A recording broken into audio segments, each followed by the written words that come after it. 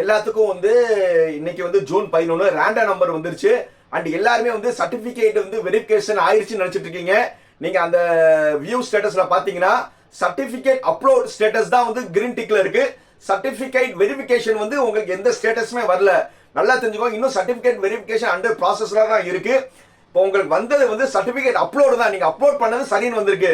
Certificate verification வந்து சக்சஸ்ஃபுல்லா, இன் ப்ராக்ரஸா, இல்ல ரிஜெக்டடா, இன்கம்ப்ளீட்டா, இது எல்லாமே வந்து 1 or 2 டேஸ்ல தான் அப்டேட் ஆகும்.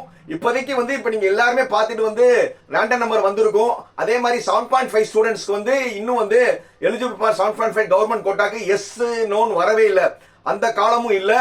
அதனால வந்து நீங்க வந்து இனிமே வந்து இதுதான் ஃபைனல், எங்களுக்கு சர்டிபிகேட் வெரிஃபிகேஷன் ஆயிடுச்சுன்னு நினைச்சிடாதீங்க. அது அண்டர் ப்ராசஸ்ல இருக்கு. 1 or 2 டேஸ்ல வந்து நீங்க உங்களுடைய வியூ ஸ்டேட்டஸ் செக் பண்ணி பாருங்க. அதுதான் வந்து கரெக்டா இருக்கும். அது என்ன இருக்கும்னா certificate verified, successful, in progress வரும். இப்போ நீங்க பார்க்கறது வந்து சர்டிபிகேட் அப்லோட் ஸ்டேட்டஸ்.